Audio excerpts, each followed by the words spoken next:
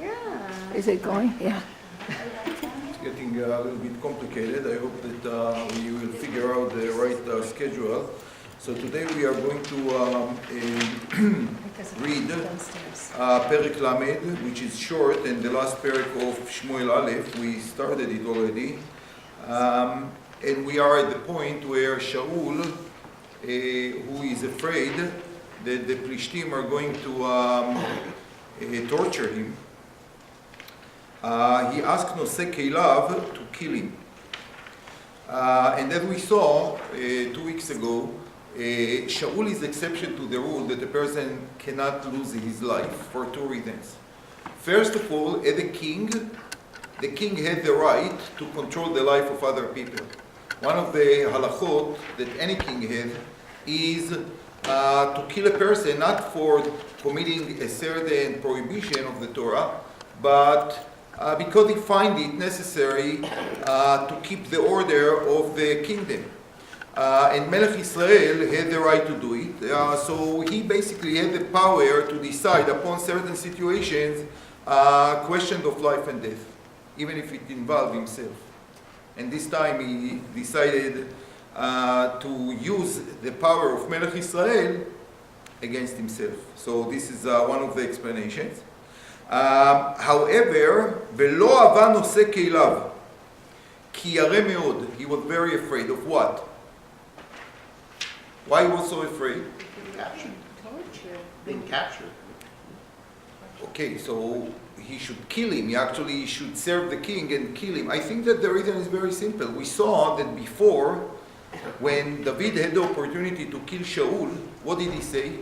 כי מי היכה את משיח השם וניקה. Is that possible to send your hand and to kill the Mashiach Hashem, a person who was appointed by God, by his Navi? He felt that he cannot do it, and therefore Shaul took the cherev ויפול עליה. Shaul himself did it to himself. I just want to say,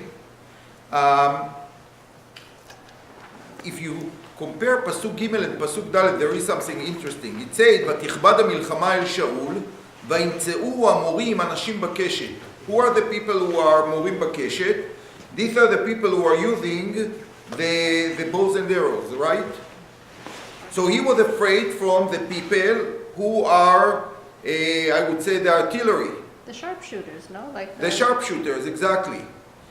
But then, when he talks to the Nar, what does he say to him? שלוף חרבך ודוקרני, פן יבואו הערלים האלה ודקרוני. But karuni means from very close range. So what happened here? He was afraid from the sharpshooters, but then he was afraid from the people who are dokrim b'cherev, which are actually face to face. What happened here? So one explanation is, Vayachel meod me'amorim.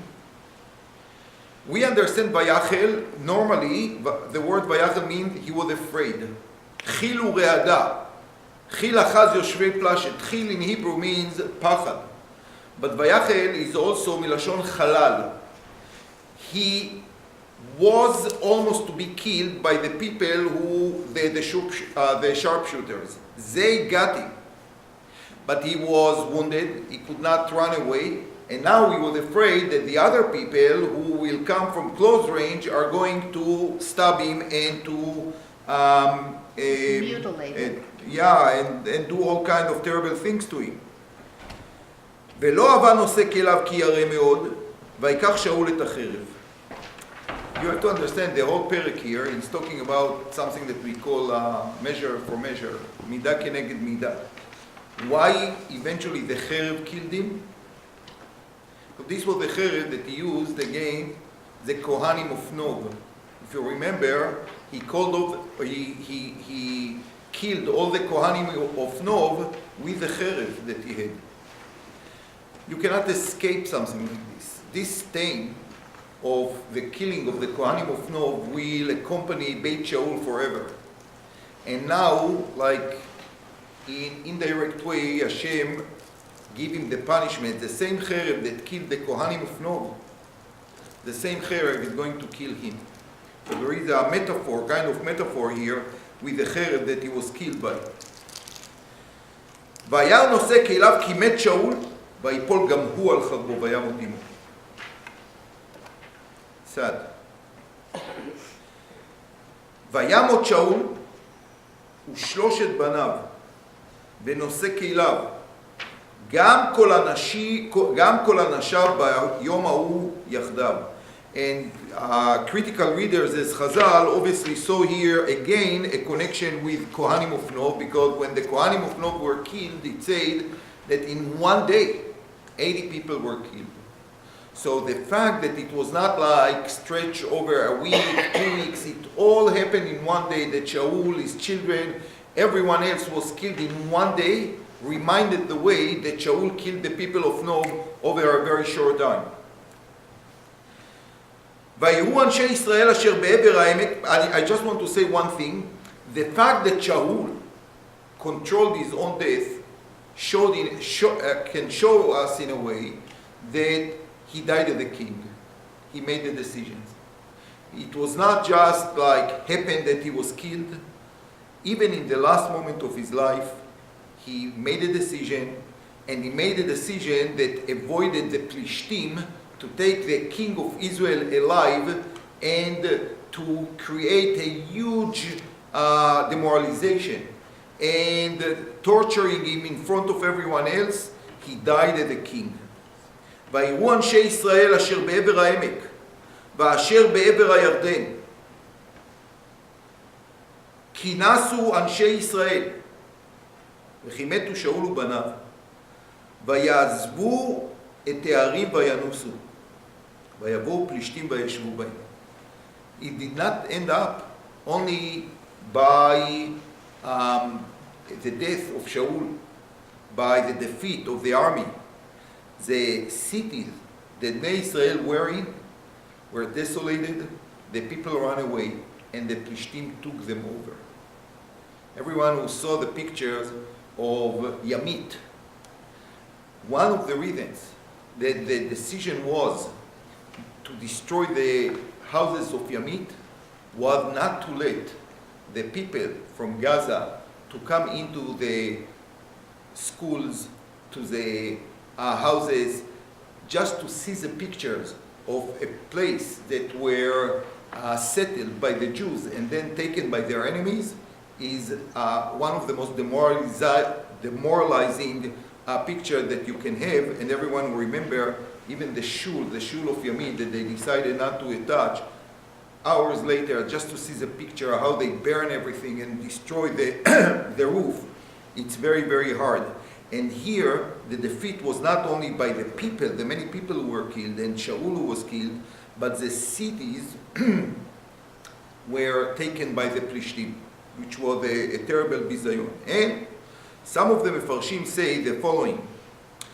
In a way, the death of Shaul and what happened in this pasuk has to be compared to the moment when Bnei Israel decided to have a king. When they approached Shmuel requesting a king, they asked for a king who is going to fight their fights, their wars, because the Plishtim were pressuring them and they took parts of their lands. So they needed a king that is going to fight against the Plishtim. Shmuel opposed it.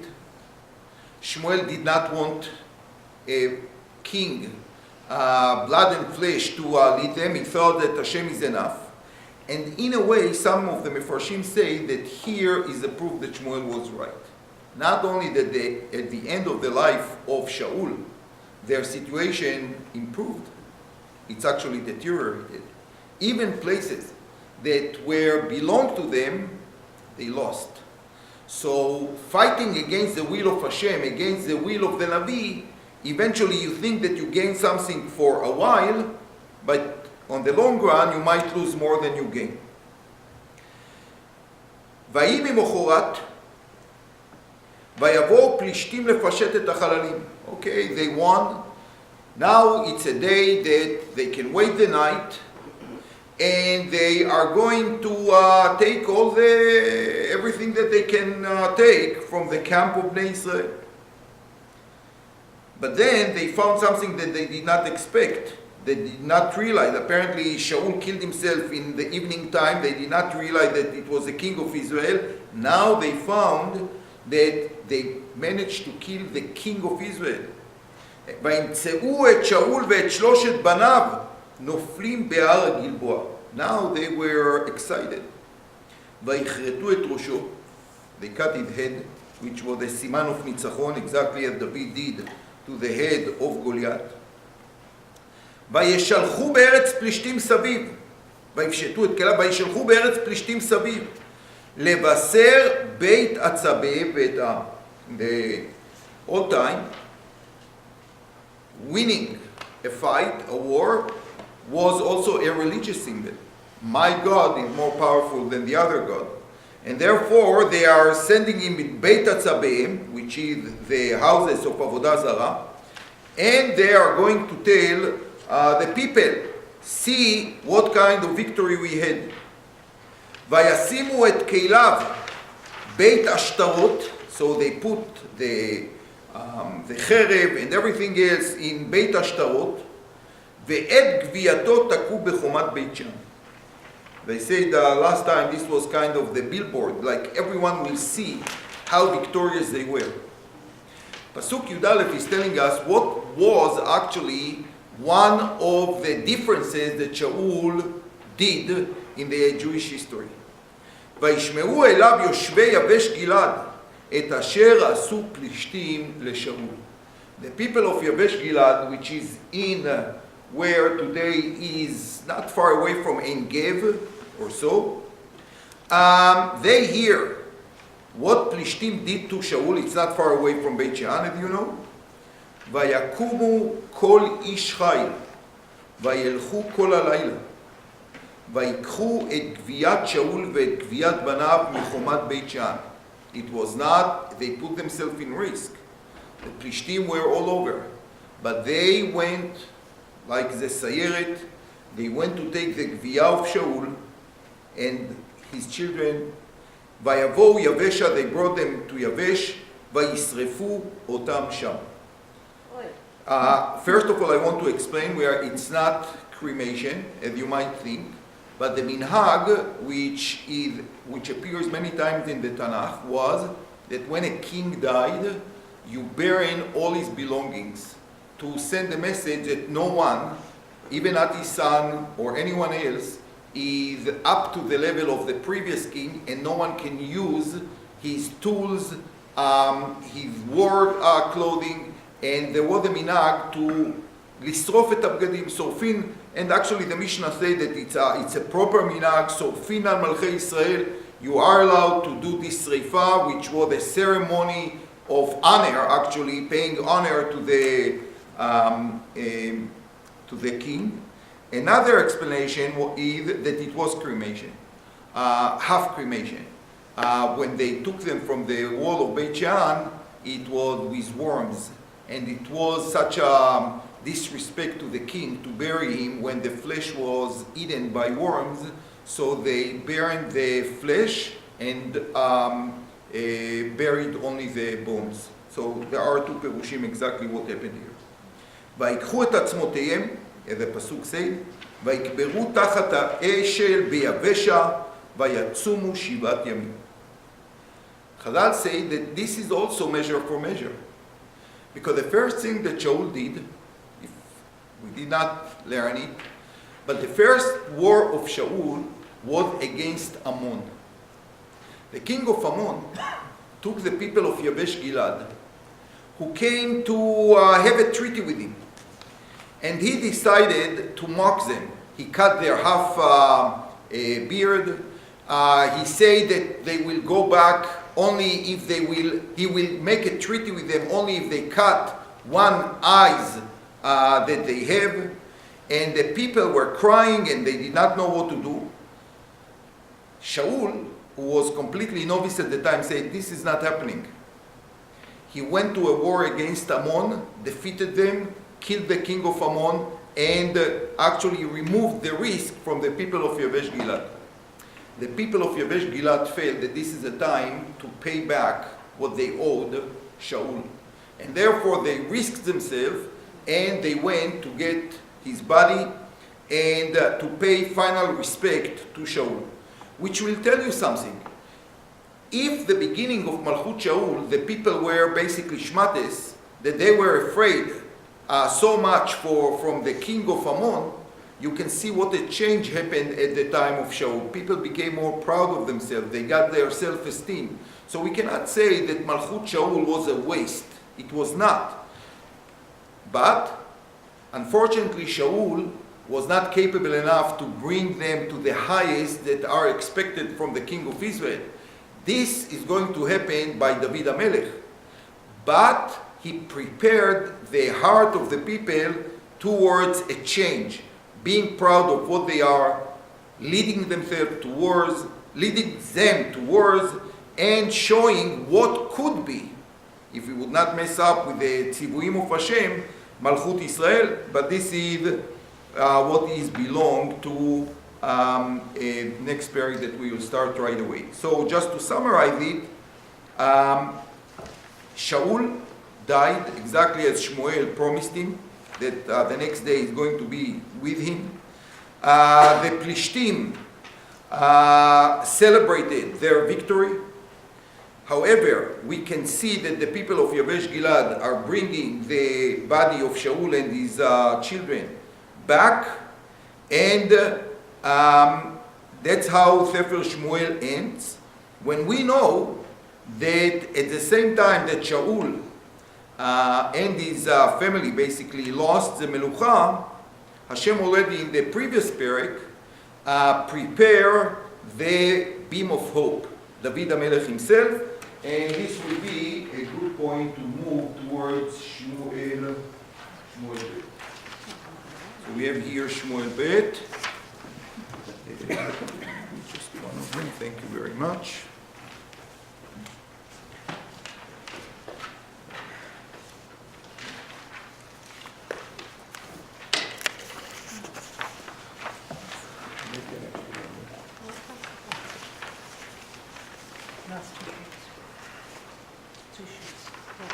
It's okay, fine.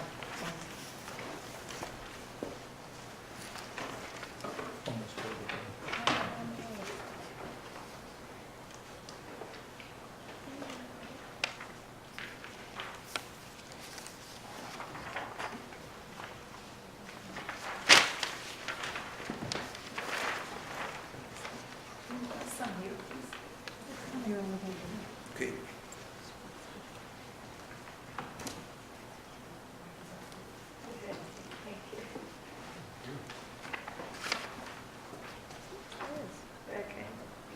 What is He- Perek Lamed Aleph? פרק למד. Aleph. We have למד א'? No, what happened to Perek Lamed Aleph? What is The that? Shmuel base, it's a different book. What happened to Perek Lamed Aleph? Do you have פרק למד א' here? No. No. We finished Perek Lamed. It is Lamed Aleph, it just it says it's Lamed. Ah, Yeah. Do we have למד א'? Shmuel base is starts with all. that's Aleph. Yeah, פרק שמואל ב', פרק א'. Right. What happened to This Perek? is the end. This is the end of שמואל א', The no? one we have is Lamed, is really Lamed. איפה? Lamed Perek Aleph. Lamed Aleph. It just says Lamed, but it should be Lamed Aleph. Oh, okay, my mistake. Okay, Yeah. okay, Okay, sorry, thank you. okay, I sorry. was like, what? Sorry. Okay. Okay, a typo. Okay. We did not miss anything from the Tanakh. It's a typo. Thank you. Thank you for, I'll have to fix my files on the computer. Thank you. ויהי אחרי מות שאול, ודוד שב מהכות את העמלק. Remember, he just came after his victory over the Amalekim. וישב דוד בצקלג ימים שניים.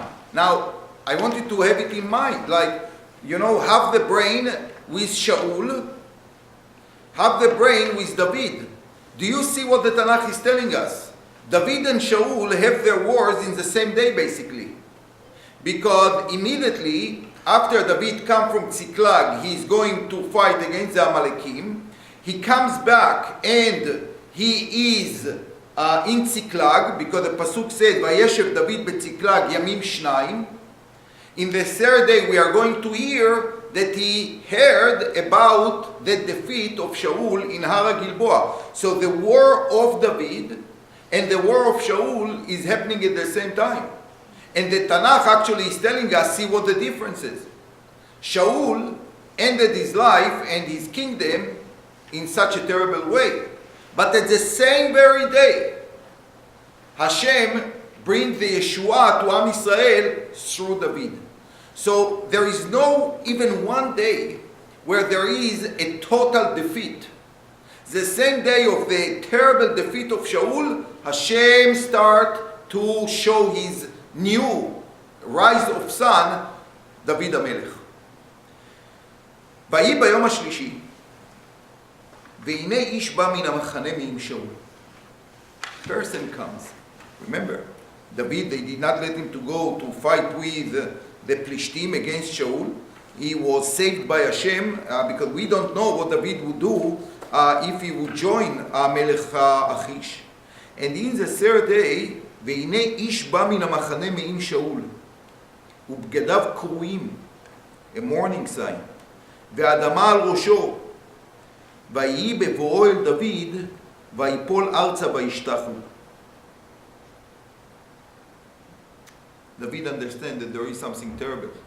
Something terrible happened. Until now we did not hear anything that happened in the war. Achish was not there because the Plishtim apparently celebrated in the Har Gilboa, and he did not know what happened.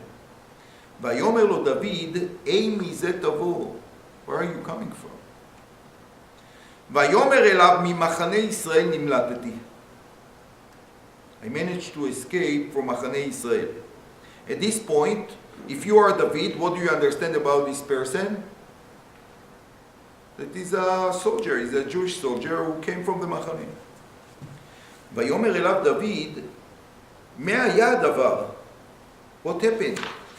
הגד נא לי, הגד means like, tell me immediately, because David understands that something is not good, that you see the person and you know exactly that something very wrong happened. ויאמר, אשר נשא מן המלחמה, everyone run away, וגם הרבה נפל מן העם וימותו, many people were killed, וגם שאול ויונתן בנו מתו. ויאמר דוד אל הנער המגיד לו, איך ידעת? How do you know that? You know this like hope when you hear something terrible and you say maybe it was a mistake, maybe he did not see it. You have this mechanism of denial. How do you know? איך ידעת כי מת שאול ויונתן בנו? Maybe they are still alive. ויאמר הנער המגיד לו, נקרו נקראתי בהר הגלבוע. I happen to be in הר הגלבוע. והנה שאול נשען על חניתו. And Shaul leaned on his sword. והנה הרכב ובעלי הפרשים הדביקו, the people with the chariots, they managed, and the people on the horses came close to him. ויפן אחריו ויראני. So the king saw me, ויקרא אליי ואומר הנני. I realized that it's a king, so I said right away, yes, what do you want? How can I serve you? ויאמר לי, מי אתה? Who are you? ואומר אליו, עמלקי אנוכי. I'm from the Amalekim.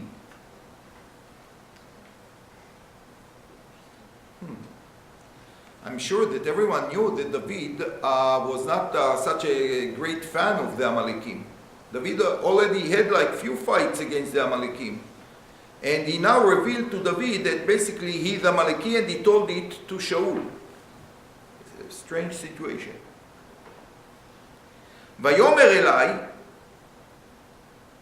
so he continued to tell them, Shaul told me, עמוד נא עליי ומוטטני. Please, just make sure to kill me. כי אחזני השבץ. he could not kill himself completely, so he asked me to make sure, what in Hebrew is called vidui hariga, like to make sure that he kills him. Ki kol od nafshi bi.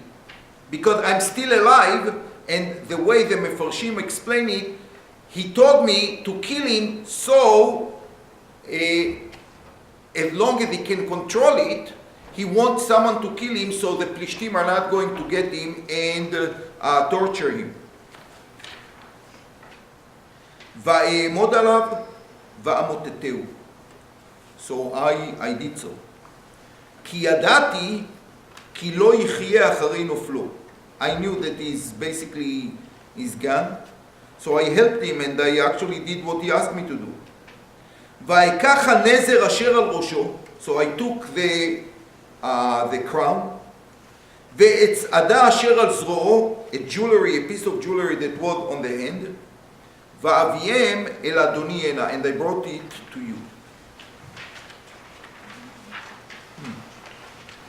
Chazal, by the way, explain what is the nether on the head and the piece of jewelry on the hand. What is it? The tefillin. The tefillin. Because the tefillin, the king of Israel, today we don't wear the tefillin, but in the old times, they wear tefillin. They had the tefillin all day. They wear small tefillin. And they wear them, especially the king of Israel, in order to inspire the people with him. They went to the war with the tefillin, and that's what he brought him back. But the pshat, obviously, the crown and the jewelry that was unique to the king. And indeed, he found them before the Plishtim came, right? Because he managed to take it before the Plishtim actually took everything they can took from the war. And he bring it to David. Let's first read, and then we will analyze what we read. ויחזק דוד בבגדיו ויקראם. David took his bgadim and like a mourner, he made a kriya. וגם כל האנשים אשר איתו. And after him, all the people around him, which was a chidush. Because here the very important point. It might be that when the other people with David heard what happened, they were not so upset. Remember, for them, it was a case that had to be done long time ago. David had to kill Shaul, and they did not understand why David did not use the opportunity to kill Shaul. They maybe were quite excited that eventually David is not going to run from one place to another with them. Everyone knew that when Shaul will die, most likely David will become the king. We learn it in few prakim in the end of Shmuel Aleph that the people talked about David. But of course he could not be the king as long as Shaul is around.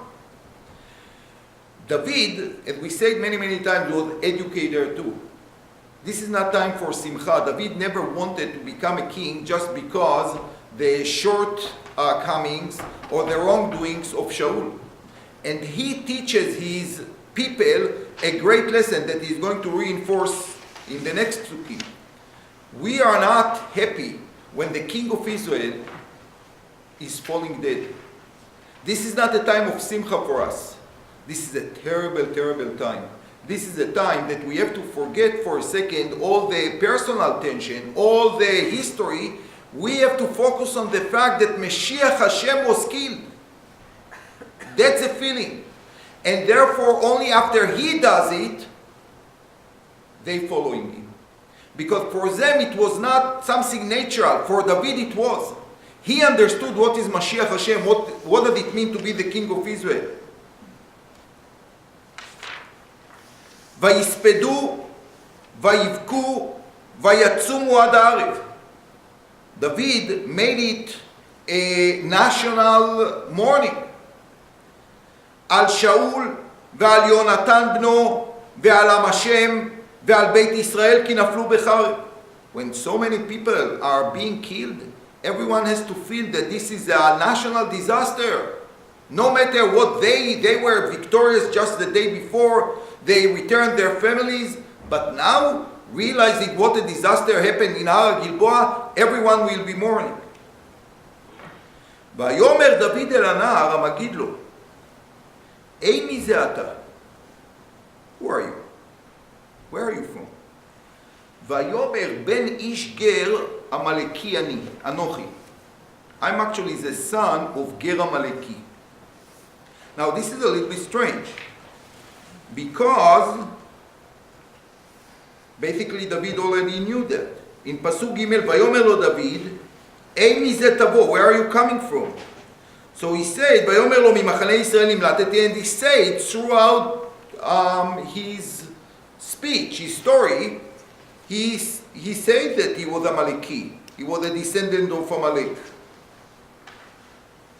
So let me ask you a question. So what was it? He was a Jew? He wasn't a Jew? How do you read the psukim here? Let's say that you have the psukim before we come to the shir, because it's a real confusion here. What is your impression? You know what? I told you many times, before we read the Parshanim, how do you feel about it? What was this guy? Who was it? He was authentic Jew, he was Amaleki, he was, what was he? Maybe a mercenary working in the army? I'm sorry? Mercenary in Shaul's army? Maybe, yes. Previously, there was a man who'd been left, who was found, I can't remember, who was a stranger, and he'd been left without food and water. So he was Jewish or wasn't Jewish? He wasn't Jewish. He wasn't Jewish. No. So why he came with like his clothing? She means the slave, the sick one. Yeah. Like the sick one, the now before. But he said that he was Amaleki. He says clearly that he was from Amalek. But, yeah, Yes? but it's a little suspicious. We said that Saul killed himself, and he says he killed him. So it's not kosher. Okay, so first of all, there is a clearly inconsistency between the story as we just learned it in Perek Lamed Aleph, in the end of Shmuel Aleph, and what he tells the story. Well, David HaMelech did not know what happened, but we, the readers, actually know, because the Navi is telling us that the story was a little bit different. Yeah, but maybe he wasn't, he fell on his own sword, but it may not be inconsistent that he fell on the sword, didn't die total, and he wanted somebody to finish him off. Very good. So I just want to say the Mefarshim here who read the story exactly like us, they paid notice to what you just said, that there is inconsistency and there are two directions in understanding the story. Number one, there is no inconsistency, exactly as you say. He tried to kill himself, but he was not very successful. He was weak. Apparently, even to commit a suicide like Shaul, when you are weak and you cannot control your movement, was not so easy. The Japanese have like their techniques of harakiri and all kind of things that they learn actually how to commit a suicide when they lose a war. But Shaul was not successful, and therefore he asked the other guy lemoteto. Lemoteto means to just complete the killing. And indeed, many of them Farshim hold like this. Yes? So does that mean he's Jewish? And he was Jewish. In a way, he was, yeah. We have no reason to... Why did he say he's an Amalek? Amaleki, like a descendant from Amaleki. And maybe we will touch upon it. I find it also a little bit confusing, yes? Could it be that he thought that David would be happy to know that? So this is the second direction. I'm so happy because basically we, just by discussion, we bring up all the Mefarshim. The other idea is that the guy was lying. The story, if we know it, happened before. But this guy was indeed Amaleki. He was Amaleki. Because we explained many times that this was the business of Amalek. They were looking for places where there are wars, and they were these vultures who are coming after the war and try to prophesize from what the people in the war left behind them. And actually, even the pasuk, what does he tell David? Nikro nikreti, I was in Shpatzir, I was like in the area. What do you mean like in the area? Like there is a war. In wartime, no one is just happened, I just happened to be there. he happened to be there on a mission because the Amalekim were known by traveling around and looking for the opportunity. And he was looking for an opportunity, such a war between Israel and the Plishtim. No matter who is going to win or to lose, there is going to be lots of things to take back. So people, money, all the goods of the war. There are people who prophesize from wars. And the Amalekim were known for this. And he was indeed sure that David applied to the norms of the Middle East. When one king is dead, the one who's supposed to take over is so happy because now he's going to be the next king. So he's coming to David and tell him, you should appreciate me. I killed your enemy. Little he knew that for David, it was a terrible news. And apparently immediately upon seeing what's going on, he understood that he made a terrible mistake.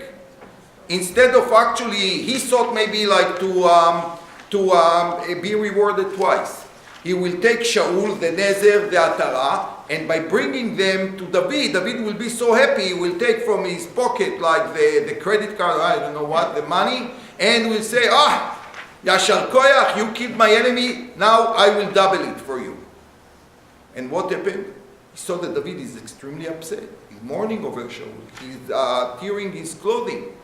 And therefore, when David asked him, ויאמר דוד אל הנער המגיד לו, אין מזה אתה, ויאמר בן איש גר עמלקי אנוכי. He changed a little bit the story again. A liar is a liar. But now he's afraid. He saw the reaction of David and he understands that David is not so happy with him. And he knew exactly that David does not like Amalekim at all. So he changed a little bit the story and tell him, I'm the son of Ger Amaleki. Ger Amaleki, so I'm in a way, I'm Jewish or I live around, so don't kill me. He understood immediately that what he thought is going to be like his big day is turning around against him. And therefore he changed again his story.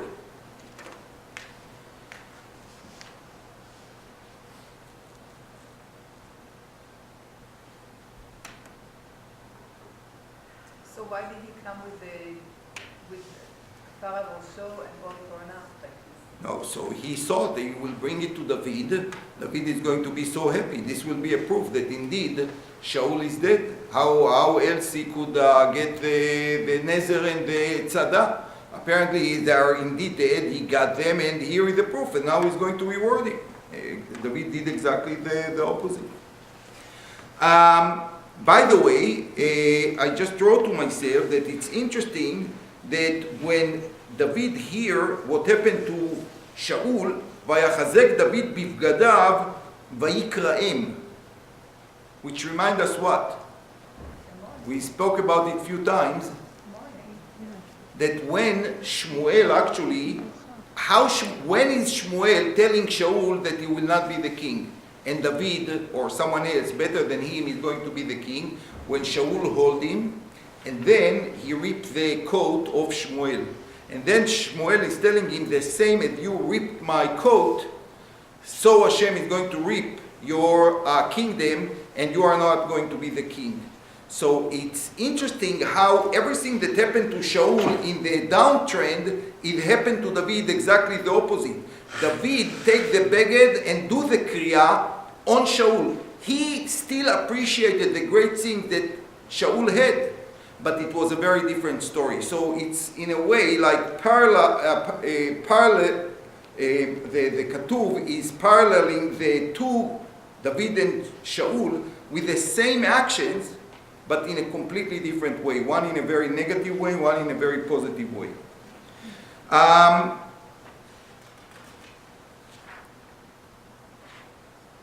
So now David interrogating him again. ויאמר דוד אל הנער המגיד לו, אי מי זה אתה? ויאמר בן איש גר עמלקי אנוכי. ויאמר אליו דוד, איך לא יראת לשלוח ידך לשחט את משיח השם? What? You killed Shaul? איך לא יראת? How could you? Shaul is Mashiach Hashem. ויקרא דוד לאחד מהנערים, ויאמר גש פגע בו, ויכהו וימות. He told one of the people around him, you are going to kill him.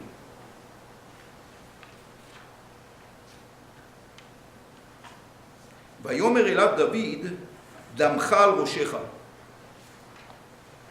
You actually don't blame anybody in your killing, you actually killed yourself. דמך על ראשך. כי פיך ענה בך לאמור, your mouth, from your own mouth, אנוכי מוטטתי את משיח השם. You say that. Now let me ask you a question. So did he kill Shaul or not? So many of the Mefarshim say, you can see from here that David did not believe his story. He said, but according to what you say, then I can kill you. I don't believe your story that you killed Shaul, because as we are going to see, David saw many inconsistencies in the story, so he knew that it was not this guy who killed Shaul. But he said, since you are like proud yourself on killing him, for this I'm going to kill you. Why David right away like killing him? Okay, the guy is not a chuchem, not a groise chuchem, not a kleine nar. But why to kill him for this? I believe that one of the reasons is, if we read the Pshat, David was very, very afraid that this is going to be now what people might think, that David himself is very happy. As we spoke many, many times, the minhag was that once the king, the previous king died, they would kill his entire family in order to enable the new king to be free of any fear from the previous family. And David wanted to make clear that this is not going to be this way. No one should even think that they are going to please David by killing the rest of the family of Shaul. So he killed the Amaleki right away in order to send a very clear message. I'm not happy. No one should touch or even think about it to touch the family of Shaul. What I had with Shaul is one issue. But this was the family that God chose. They failed, but we are not killers. My malchut, says David, is not going to be based on the malchuyot and the kings around me. I'm not going to be barbarian. A king is Mashiach Hashem, and he stands for the values of Hashem. And therefore, David indeed behaved as a king. This is the first thing that he does as a king. Maybe halachically there was no reason to kill this poor guy. But David is the king now, and he knows that. Remember, he was already anointed by Shmuel. But now that Shaul is not around, he knows that he's the next king. And he behaved like a king. He will decide at the time that are necessary that a certain person will be killed if David wants to maintain certain system of values. And that's exactly what he does. I just want to say one more thing, because I want to read the story of the Nar Amaleki a little bit more closely, and maybe with some lessons to our days. The first question in Pasuk Bet was, as I said, so if the guy was indeed a Amaleki, so why he was with Gadim Kruim, Ve'adama al Rosho, which actually hint, or maybe telling us that he was mourning himself, he felt distressed by what he saw in Har Gilboa. But at the same time, as I said before, what does he say? He says, Nikro nikreti. Like, I happen to be there. No one finds himself in the middle of a zone war. What is Nikro nikreti? And indeed, he tells us that he told Shaul that he was a Amaleki, which, by the way, have to cause us to think now on Shaul. Let's try to be next to Shaul in his last moments. What are the last words that Shaul hear in his life, according to this story? What are the last words that he hears? And if it's true or not, it does not make a difference. The Tanakh is telling us that the story as he told here, what were the last two words that Shaul heard before he died? Amaleki Amaleki Anochi. Anochi. It comes back to him what he didn't do to Do you understand how the circle was closed? It started with the lack of Amaleki. He messed up with Amalek. He had to kill them, and he didn't. And the last words, it's like the words of God himself. You did not keep my mitzvah. You kept Amalek alive. You think that they have, that you should have mercy on them. The last words are that Amaleki Anochi, they will kill you. We should know, and I think that the Tanakh is teaching us here a great lesson. When you are too nice to your enemies, don't expect them to be nice to you. It's not happening. It's not happening. Shaul tried to not to kill every one of Amalek. He saw that it's a little bit unfair. Hashem is telling him the last two words that you are going to hear, Amalekiani. You don't kill Amalek, they kill you. Something to think about. And the second one,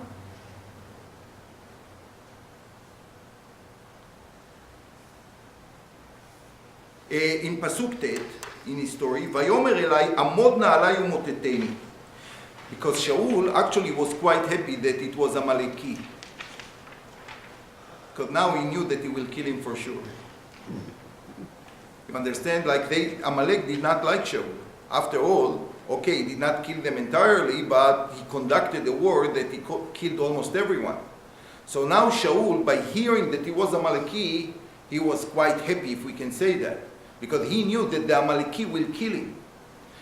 His Nar, his honor, who was supposed to listen to his commandments, did not kill him. But the Amaleki was quite happy to kill him, because by this he paid his national embarrassment when Shaul killed all the Amalekim in the war, and now he could kill him, and exactly that's what he did. By the way, Chazal said, Ki achazani ha-shavatz. What is shavatz? Shavatz in modern Hebrew is a stroke, but shavatz at this time was like, I cannot do it myself. And Chazal said that the word shavatz is a very unique one, which we found only actually in our parsha. The begadim of the Kohanim was kutonet tashbetz. So the word shavatz and tashbetz, which are so unique and unusual in the Tanakh, obviously created the association between the Kohanim of Nov wearing the kutonet tashbetz, because the pattern of the garment was a mishbatzot, like it was a beehive, something like this, the same pattern. And Achazani HaShavatz, he realized that what happened to him was because what happened with Amalek and killing the Kohanim of Nov again. But I want to suggest something that I saw by Professor Elitzur. It's hard to agree with every point. I'm not going to tell you exactly how we read the Perek, but there is something which is very, very interesting and important. And he said the following. We saw that the Amalekim are people that are prophetizing from wars. They are going to war zones, waiting to see. They don't care who is going to be victorious, who is going to be defeated, as long as they will be able to take everything in between. And you can see they operated at nighttime, because they knew that the next day the Plishtim themselves are going to collect everything. But he was faster than them, because the Plishtim just in the morning time, they went to see everything that the Jews left behind them. He got it before, apparently, or late in the evening, or even at the night time. As I said, like vultures, they just spread on the hills and the mountains to find what they could take, and he took the Nezer and the Tzeda'ah. So he certainly was Amaleki. What is Nikro Nikreti? So he says something quite brilliant. the Amalekim, or any army, in order to know if they should come and wait, or maybe to wait few more days, they have exactly what any army has, and Tzahal also, the Sayeret. You will hear about Sayeret Matkal, Sayeret Shiryon, Sayeret Tzanchanim. What is a Sayeret? The Sayeret is a small unit of people who are going before all the battalions. They are watching, they put themselves on the hills, sometimes they even mingle into the population of the enemy just to see what's going on, and then they radio to the people behind, you can come, this is the situation, they are moving this side or this side. Intelligence, in other words, intelligence. The Sayeret, the most important job of a Sayeret is collecting a first-hand intelligence. When sometimes they risk themselves, that's why it's so dangerous to be in a Sayeret, because many times they are really in the front line, sometimes even beyond the front line. Everyone who heard about Emmanuel Moreno, Zichrono Livracha, who was the head of Sayeret Tzanchanim, and he was killed. We know today that he actually operated in Beirut next to Hassan Nasrallah. He's the only one until today that Tzahal does not publish his picture.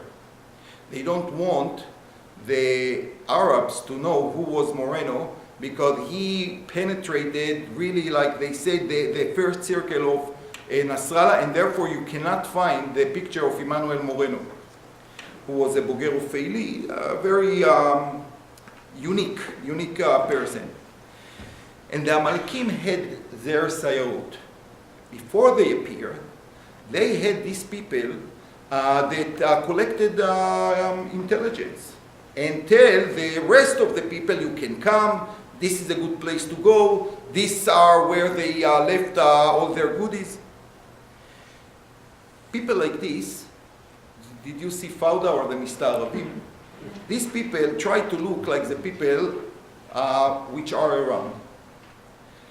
This person managed to come to the area of the war between Israel and the Plishtim. They will be always in the side of the losers. Why? Because they cannot pick the jewelry from the victorious people. They will kill him. They will kill them. So they actually try to find where the people who lost, where defeated are. And, someone is going there around, he has to look like the people that he tried to search. And he actually disguised himself as a Jewish soldier. And he mourning, and he put Adama al Rosho. The guy is Amaleki, but even then, they know intelligence. And we know, by the way, that one of the biggest problems today are the Sayanim. Many times there are the people who make the final terrorist attack, but they have people who are going before and find out when the buses are going, when there is heavy security, when there is no security, and collect intelligence. And most of the work of the Shabak is not just to prevent the terror attacks, but all the intelligence structure that help them and provide them everything that they need to plan their terrorist attacks. He goes to David because, as I said, and you said, he think, well, here I'm going to double the money. It's going to be like 2 times better than I thought.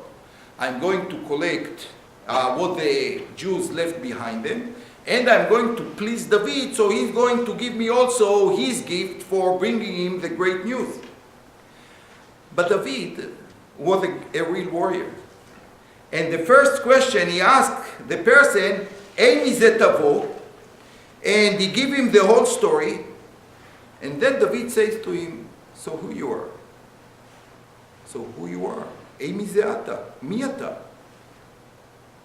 Because something here is not right in your entire story. So David, upon realizing the guy is basically an Amaleki agent, the person who is actually moving from one place to another, he understands that he did not kill Shaul because he really wanted to do what Shaul asked him to do. he did it with vengeance of like what Shaul did to them. And at this moment, it's not that David just decided upon being a king to kill this guy. This was not the case. He realized that he was Amaleki. Now let's see the whole picture. Shaul messed up when he did not kill the Amaleki.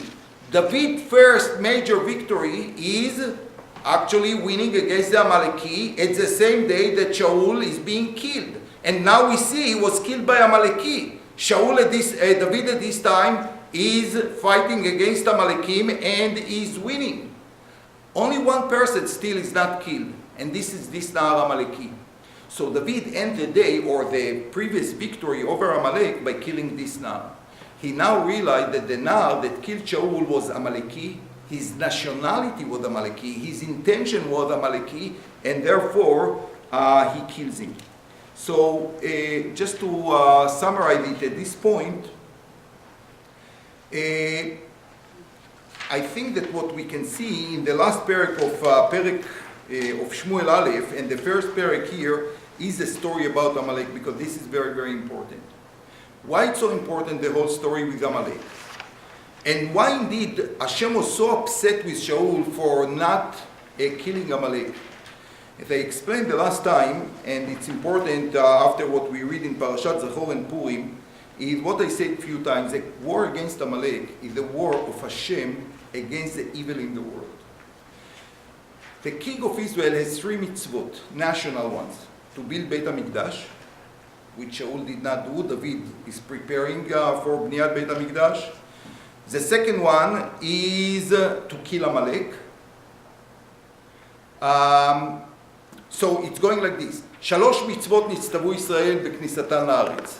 What are they? To have a king, to build Beit HaMikdash, and to kill Amalek. So basically what is happening is that David is a fulfillment of all of them. Because David is the first one to be the real king that is going to unite Am Israel. He is going to destroy Amalek, and we can see that the beginning of his war was against Amalek. And we are going to see that slowly he prepared everything for Binyan Beit HaMikdash. This is how the kingdom of Israel look like, and Perek Aleph in Shmuel Bet start this journey of David to fulfill all the mitzvot of Melech Israel in complete. Laila Tov, and we have a shiur next week, Bezrat Hashem. Okay.